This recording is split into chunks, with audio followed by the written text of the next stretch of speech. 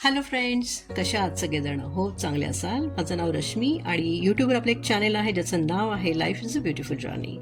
So ह्यामध्ये मी आपलं सगळ्यांचं मनापासून स्वागत करते. तर आज आपण एक विषय घेऊन आलेलो आहोत, डिटॅचमेंट.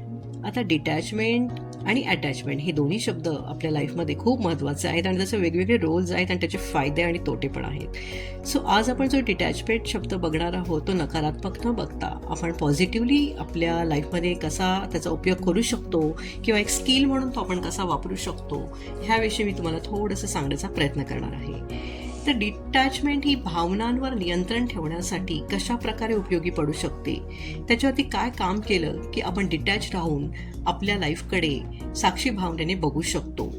आता डिटॅचमेंटचा फायदा काय आहे हे मी तुम्हाला पहिल्यांदा सांगते. जसं की आंतरिक शांती आपल्याला हवी आहे. जेव्हा आपण म्हणतो ना, मला मेंटल पीस हवं आहे, मला एक संतुलन हवं आहे लाईफमध्ये माझ्या, आणि विचलितपणा मला माझा कमी करायचा आहे, स्थिरता हवी आहे. त्यासाठी भावनिक मानसिक संतुलन ठेवण्यासाठी आणि आपल्या लाईफमध्ये एक पीसफुलनेस आणण्यासाठी आपल्याला डिटॅच राहणं खूप जरुरी आहे. डिटॅच याचा अर्थ असा नाही की मी नाती तोडून टाकेल किंवा मी कोणाशी बोलणारच नाही किंवा मला ह्याच्याशी काय घेणं देणं आहे किंवा मी माझी बरी, तर असा त्याचा अर्थ नाही आहे. अटॅचमेंटपासून दूर जायचं आहे आपल्याला, म्हणून ते डिटॅच व्हायचं आहे. आणि साक्षी भावनेने जर बघितलं ना, तर आपण एक तटस्थता येते. आपण रॅशनल भावनेने त्या स्थितीकडे, त्या माणसाकडे, त्या विचाराकडे, त्या परिस्थितीकडे आपण बघू शकतो आणि निर्णय घेऊ शकतो.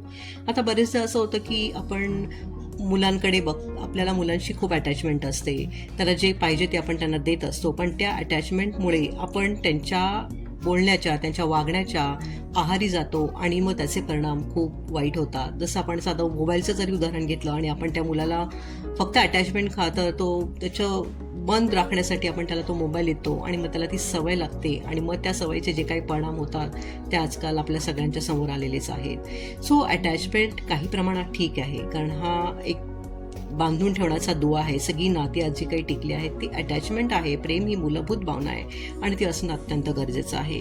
म्हणून अटॅचमेंट ही वाईट नाही, पण अटॅचमेंट जर अधिक असेल, अति प्रमाणात अतिरेक झाला असेल, जसं चहामध्ये जर साखर प्रमाणात असेल किंवा जेवणात मीठ प्रमाणात असेल तर ते जेवण छान रुचकर आणि खायला पचायला चांगलं वाटतं. पण ज्याच्यात मीठ जास्त झालं असेल तर ते खारट होतं आणि अति खारट जेवण जर ते पंचपाक्वान्न असेल तरी आपण खाऊ नाही शकत.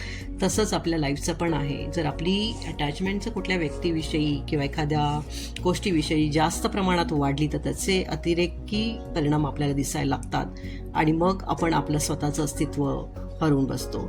सो फ्रेंड, मला एवढंच सांगायचं आहे की डिटॅच जर तुम्ही राहायला शिकलात तर तुम्ही व्यावहारिकदृष्ट्या सारासार विचार करू शकता. तुमचं माइंड ओपन राहतं आणि जे काही तुमचे पास्टमधले विचार जे हाव येऊन तुम्हाला आत्ता या प्रेझेंटमध्ये त्रास देतात किंवा भविष्याचे काही विचार आहेत जे तुमच्या मनामध्ये सतत गोंधळ घालतात आणि तुमचं रोजचं लाईफ डिस्टर्ब करतात, तुमच्या कामामध्ये अडथळा येतो, तुमच्या नात्यांवर त्याचा परिणाम होतो आणि त्यामुळे तुम्ही फुल डिस्टर्ब राहता. त्याच्यामुळे तुमच्या शरीरावर तुमचा परिणाम होतो, त्याच्यामुळे रोग तुमच्या शरीराला जडतात.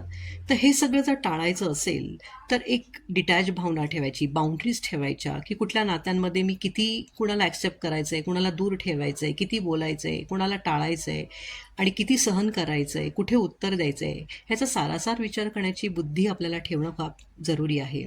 आणि सिंपतीपेक्षा इम्पती, म्हणजे जर त्या नात्यांमध्ये न गुंता तो गुंता सोडवता आला तर आपण एक स्थिर भावनेने, एक तटस्थता आणून आपण त्या नात्याकडे किंवा त्या विषयाकडे, त्या गोष्टीकडे, त्या कामाकडे बघू शकतो आणि आपल्याला आपल्या चुका कळतात किंवा दुसऱ्यांनी चुका केलेल्या असेल तर त्या आपल्याला ॲक्सेप्ट करता येतात. मग तिथे कुठेही आपल्याला लाईफमध्ये प्रॉब्लेम सॉल्व करण्याचं एक जे स्किल असतं ते डेव्हलप होतं. आणि म्हणूनच जर आपल्याला लाईफमध्ये निराशा दूर करायची आहे, भय काढून टाकायचं आहे, नकारात्मक भावना काढून टाकायच्या आहेत, आपल्याला संतुष्ट लाईफ जगायचं आहे आणि एक समतोल राखायचा आहे, तर डिटॅचमेंट हे खूप जरुरी आहे. कुठल्याही नात्यामध्ये डिटॅच राहिलं, एक स्पेस दिली, त्या माणसाला समजून घेण्याचा प्रयत्न केला, त्या सिच्युएशनला समजून घेण्याचा प्रयत्न केला, तर त्या आपल्यावर हावी होत नाहीत. आणि म्हणून डिटॅचमेंट हा निगेटिव्ह नसून एक पॉझिटिव्ह जर आपण फील घेतला आणि आपल्या लाईफमध्ये त्याला अप्लाय केलं, तर आपण खूप काही अचीव करू शकतो. आणि आपण जेव्हा बघतो की खूप सक्सेसफुल किंवा काही व्यक्ती असतात ज्यांचा अवरा असा असतो की आपल्याला तो हवा असं वाटतं की अरे त्या माणसाचं बोलणं आवडतं, त्याचं राहणीमान आवडतं किंवा तो आपल्याला समजून घेतो. अशा काही व्यक्ती आपल्या लाईफमध्ये येतात आणि त्या आपल्यावर खूप प्रभाव पडतात, तेव्हा त्यांच्यामध्ये ही भावना 100% नक्कीच असते.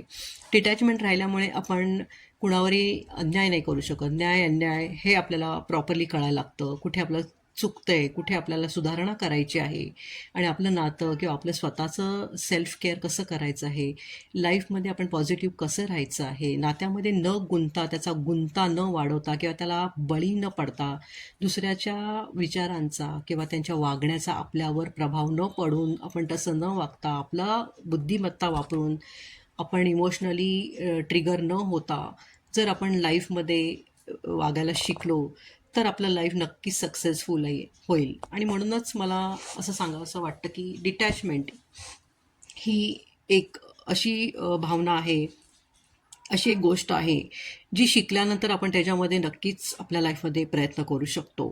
आणि आजकाल जे आपण लाईफमध्ये जे काही प्रॉब्लेम्स, जे काही दुष्परिणाम बघतो, जी काही व्यसनं चाललेली आहे, जे काही रिलेशन्समधले संबंध बिघडत आहेत, अनैतिक संबंध चालत आहेत किंवा काही अत्याचार घडत आहेत, हे सगळे जे होतात ते अटॅचमेंटमुळे किंवा राग, लोभ, द्वेष, ईर्ष्या, मत्सर ह्या सगळ्या ज्या भावना आहेत, ह्या माणसावर इतक्या हावी होतात की तो सारासार विचार करायची त्याची बुद्धी भ्रष्ट होऊन जाते आणि मग हातातनं अशा काही घटना घडतात आणि मग त्याच्यामुळे कुणाच्या जीवनावर किती परिणाम होतो हे आता सांगायची गरज नाही आहे.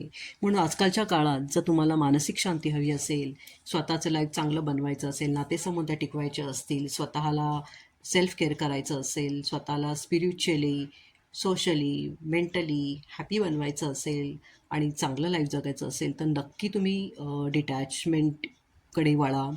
डिटॅचमेंट म्हणजे कुणालाही सोडायचं नाही आहे किंवा कुणाच्या लाईफपासून दूर नाही जायचं आहे. मला माझ्या फॅमिलीशी पण नातं ठेवायचं आहे, माझ्या कामाशी पण ठेवायचं आहे, निसर्ग आहे, बाकीचं पण भरपूर गोष्टी आहेत.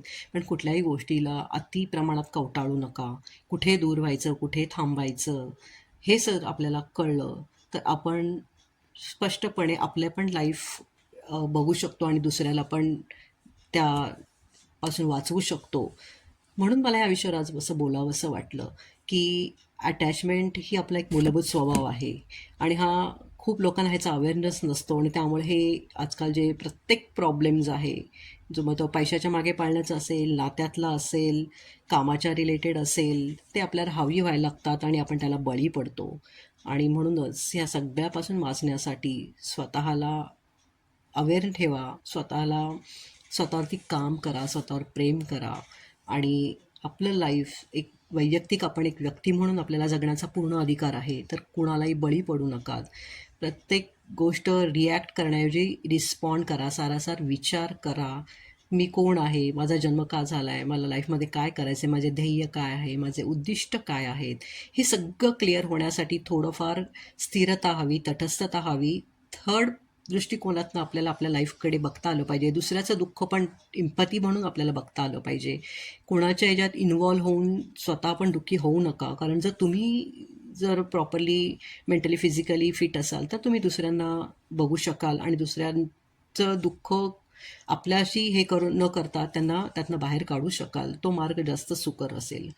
सो मला एवढंच सांगायचं आहे की अटॅचमेंट, डिटॅचमेंट हे आपल्या लाईफचं एक पार्ट आहे. सगळ्या भावना येणार आणि जाणार, पण कशा त्याला रिस्पॉन्ड करायचा, कसा त्याच्याकडे आपण बघायचं हे आपल्यावर आहे. कुठलीही परिस्थिती वाईट नसते, त्या परिस्थितीकडे बघण्याचा जो आपला दृष्टिकोन असतो ना, त्याच्यावर खूप काही डिपेंड असतं आणि त्याच्यामुळे हे लाईफमधले जे प्रॉब्लेम्स आहेत ते वाढतात पण आणि ते कमी पण होतात. म्हणून ही एक सारासार करण्याची रॅशनल थिंकिंग, लॉजिकल थिंकिंग आहे, हे बघणं खूप जरुरी आहे. त्यामुळे आपला लाईफ जर छान पाहिजे असेल आणि आपल्याला संतुलन ठेवायचं आहे, माइंडफुल राहायचं आहे, जागरूक राहायचं आहे, तर आपण पास्ट आणि फ्युचरपासून वेगळं होऊन फक्त माइंडफुल राहिलं आणि प्रेझेंटमध्येच आपलं लाईफ जगलं, तर आपण डिटॅच आहोत असं समजायला काहीच हरकत नाही. आय होप तुम्हाला हा विषय आवडला असेल. आणखीन जर तुम्हाला काही दुसऱ्या विषयांवरती माझ्याकडनं माहिती हवी असेल तर मला नक्की कळवा. लाईव्ह, शेअर आणि सबस्क्राईब करायला विसरू नका. Thank you so much. Bye bye.